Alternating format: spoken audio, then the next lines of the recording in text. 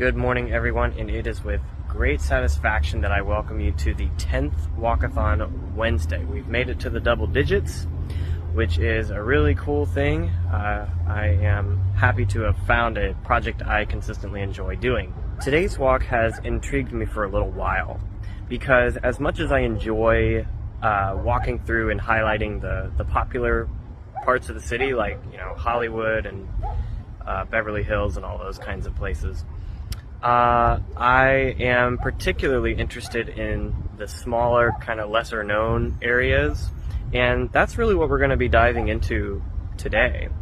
We are in a part of the city that's just called Mid-City or Mid-City Heights today, and this is really a geographical area that is central within Los Angeles, but it's in between all of these other neighborhoods that we've been diving into. It's that part of the city that connects them all together. So to give you some perspective of where exactly we are directly north of I-10, and I do mean directly. That's a exit sign behind me. The highway is just over this fence. So we're directly north of that. We are south of West Hollywood. We are southeast of Beverly Hills. We are directly east of Culver City, directly north of Leimert Park, and directly west of Koreatown. So it literally is that part of the city that sits in between all of these other more popular areas. So I'm very interested today to walk through here because this is not a part of town I, dive into a lot. There's a lot of cool stuff here though, and you might be familiar with some of it, but I'm very interested to see kind of what this part of town might offer, what it can have that sets it apart from all of the neighborhoods that it connects. So I think it'll be a really interesting walk today. It's a really nice day, a little windy. As you can tell, I can't keep my hair stagnant for the life of it. Oh, I love the way the sun is shining on me right now. Okay, let's get started. Looks like someone's shoes got wet, I hope. As with most other areas in LA, save for the parts in the hills, seldom are there segregated nice and not nice parts. It's typically all jumbled together, with pockets of each everywhere. A key thing to keep in mind today is that LA doesn't follow any rules of a typical city. Besides, what defines a nice area? Maybe we'll explore that today. We've already seen that in heavily urbanized areas, which Mid-City is, the separation between residential and commercial districts is practically non-existent. Pictured is a commercial building on the edge of this little neighborhood. Here on Washington Boulevard, it's the first of many business strips we will see today. Palm Grove Social is our first stop of the day, a coffee shop with the most comforting patio. Little green enclaves like this are part of LA's urban landscape, a necessary space to balance the otherwise endless concrete jungle. This coffee shop looks like it would be in a nice area like Westwood or Santa Monica, right? Well, it's not. Instead, it sticks out amongst countless auto repair shops and a robust liquor store. Fun fact, this post office is named after Ray Charles, whose recording studio was in Mid-City. Unfortunately, LA's homeless issue is not unique to Skid Row or Venice. It's everywhere. Next to that, a neighborhood that looks clean and green. Is this what we might consider a nice area? Consequently, is the presence of countless auto and body shops, laundries, and liquor stores an indicator of a less nice area? Mid-City gives us both angles, so we'll dive a little deeper. What's going on in here? This tiny strip hosts a barbershop, Belizean restaurant, a small motel, and a recording studio. Not far up the road, we have another cafe, a cannabis store, cigar shop, a boutique, and a laundromat. This is a great example of a blink and you miss it little strip of businesses. In fact, that's much of LA in general, a boundless compilation of concrete corridors. Most of them outside Beverly Hills don't yell in your face, which is why many of the city's finest treasures are relatively hidden. We're approaching an interesting high-rise district called the Miracle Mile. On the topic of in-your-face architecture,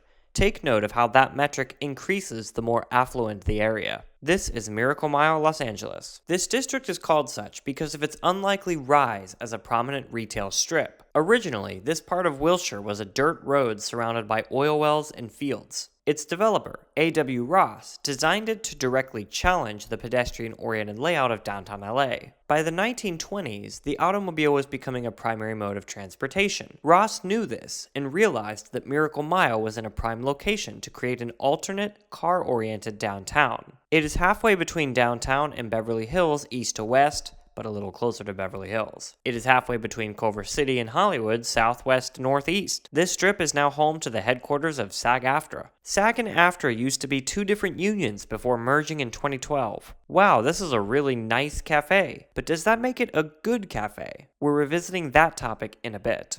First, let's explore La Brea Tar Pits. This is an active excavation site located in an area where natural asphalt has been oozing up from the ground for tens of thousands of years. The tar pits themselves are free to walk through and view, only the museum pictured will cost you $15. Here, you can see natural tar seeping up through the ground. Animals, including mammoths from the Ice Age, would get stuck in the tar if they made contact. They would then die, their fossils being left in the tar. Today, millions of fossils have been extracted from the tar, and more continue to be found. Some fossils, though found next to one another, could be 20,000 years apart. Fascinating, right? But that's just a taste.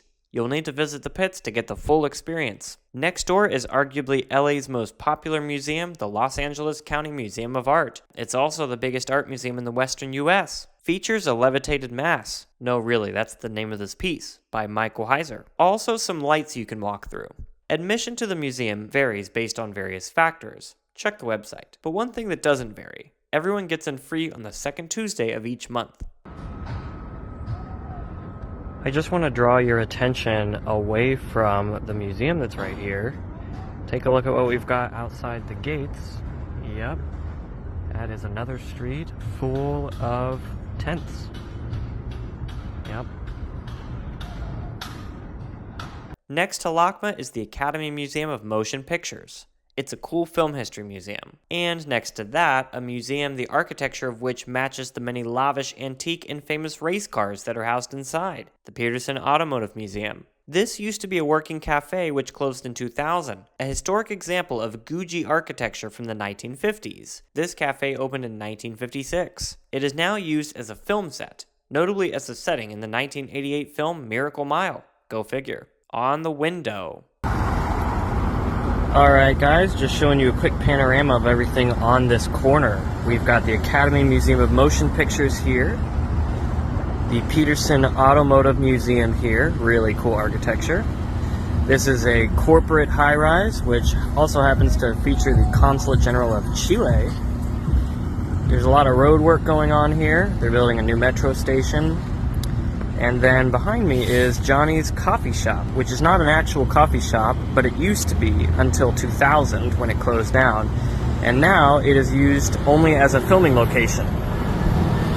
A short walk north takes us to the original farmers market opened in 1934. Inside the market are hundreds of vendors, restaurants, produce, candy shops, toffee house, ice cream, Italian, Chinese, Singaporean, Indian, salad bars, coffee, sandwiches, donuts, tacos, cocktails, meats, spices, flowers, cosmetics, nuts, French crepes, juice bar, smoothies, tea store. I think you get the idea. There is a bit of everything. They even have a damn Cajun restaurant in here. Marketers, take notes. We are now in an outright upscale shopping district called Beverly Grove, just east of Beverly Hills. When we think of a nice area, we often look to the area's outward appearance as a measure of its quality. But in my experience, this is a poor determinant of overall quality. Aesthetics are a single factor of many. How is the actual quality of food, service, value, product, people even? LA loves to play show, don't tell. The reason you pay more in nicer areas is because the decor is better, not the quality of the product. That's why I'm not having lunch here. Doesn't this look much better than the area we were in earlier, full of auto shops? Exactly. That's why you pay more to be here instead of there, even if the drinks themselves taste like shit. I mean, look at the size of the shopping center. The psychology here is simple. Big, attractive mall, big, arbitrary price tag. Doesn't matter if you'll find the same quality or better products in South LA. These businesses thrive on the notion that you don't want to go there. You want to go here.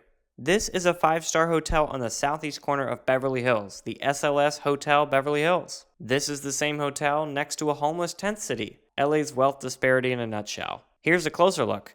Don't think that just because you're in a nice area, you'll be able to embrace the out of sight, out of mind outlook regarding the issues that plague our city. Heading back south, we are cutting through Miracle Mile again, but here you will see just how closely the commercial and residential areas intertwine.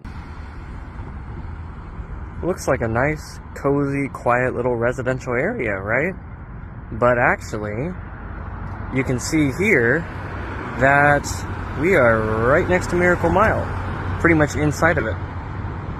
Around the corner, Little Ethiopia, Los Angeles. Ethiopian restaurants, groceries, stores, and this thrift shop. And just like that, we are back in a likely less attractive, grittier part of town. Does this area smell like weed, motor oil, and gasoline? Sure does. Does it look like a part of town where people fantasize about moving away from? Maybe. But here's the thing about LA, and the one thing you need to take away from this walk. The best coffee you'll ever drink is in a tiny garish building that looks like a lemonade stand. The least interesting sections of town have the most interesting tax service buildings. Every journey down a new street is a game of roulette that somehow still surprises you every time. You'll find a random cherry blossom next to empowering street art when you just wanted to replace your tires. And the best falafel you will find in the city is in a shit building that looks like it was a laundromat that may have closed sometime in the 1950s. Getting the picture? Judge a book by its cover, and you'll miss the beauty in its pages. Alright guys, that is going to be the end for today. The sun is setting here behind me, and we're just kind of walking down here. So yeah, I really enjoyed walking through Mid-City today because I feel like this part of town actually does a really good job of showcasing the different angles of Los Angeles and overall serving as a good descriptor of what LA is all about. And I hope that I did a decent job of articulating that to you guys today, and that you kind of got a good idea of just how things are here. So yeah, with that, we're gonna call it a night. I'm almost to where my car's parked, so hope you guys enjoyed. I will see you next week.